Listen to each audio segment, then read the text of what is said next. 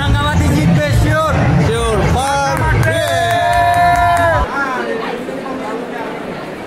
এভাবেই কষ্ট করে যাচ্ছে আমাদের আদিবাসী নারীরা। একজন এখানে পেঁয়াজ কাটতেছে। তুমি কিছু বলতে পারো, তোমার কেমন লাগতেছে আজকে? আমি মাত্র আসলাম, এখনো দেখতেছি কি হচ্ছে। আমার কিছু বলার নেই, একটা কথা বলে 800 বছর আবার হবে। কেমন লাগতেছে বলো? খুবই ভালো। তুমি প্রথমবারের মতো নিজে ট্র্যাডিশনাল ধরে রাখতে পারছি। ঠিক আছে, এমন কাস্টমার আসবে তুমি ভাবছিলা? না, এরকম ভাবি। আমরা জানি আমাদের দেশে 64 ডিস্ট্রিক্ট, 64টা জেলা আছে এবং আমাদের এখানে 60 বা মোর দেন 60 স্টলস। এটা মিন করে আমাদের পুরো বাংলাদেশ থেকে কিন্তু আমাদের আজকের এই ছাদের নিচে, বাংলাদেশের প্রত্যেকটা ডিস্ট্রিক্টের রিপ্রেজেন্টেশন আমাদের এই আজকের ছাদের নিচে আছে।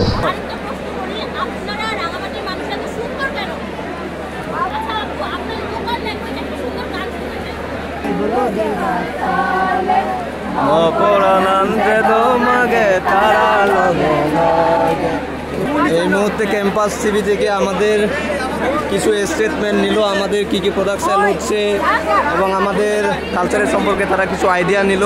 তো আমার খুব ভালো লাগতেছে। আমি অ্যাকচুয়ালি এরকম কোনো এক্সপেক্ট করিনি যে রীতিমতো কিন্তু ক্লায়েন্টরা এসে আমাদেরকে খাওয়াই দিচ্ছে, আমাদের উদারকে খাওয়াই দিচ্ছে। ক্লায়েন্টরা খুবই খুশি। যেখানে মুন্দি বাইরে অনেক টাকা সেল করা হয়, কিন্তু আমরা খুবই কম দামে সেল করতেছি। দ্যাটস ওয়াই কাস্টমার বেশি আসতেছে। সো আপনারা দেখতে পাচ্ছেন উদার দাবার সম্পর্কে বুঝিয়ে দিচ্ছে।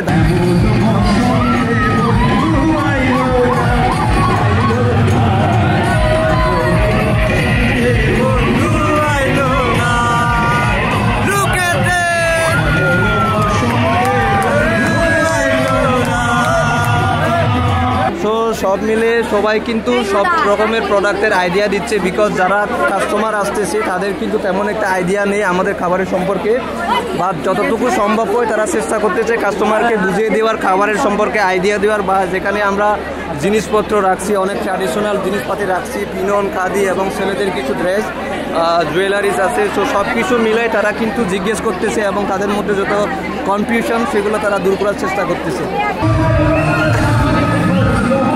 তো অনেক কাস্টমার বের করছে, তারা কিন্তু সবাই মুন্দি নিবে, মুন্দি নেওয়ার জন্য তারা লাইন ধরে আছে। এই যে ফার্স্ট টাইম আমাদের যে একটা এক্সপিরিয়েন্স, এতে আমাদের আরও বেশি এক্সপিরিয়েন্স হবে।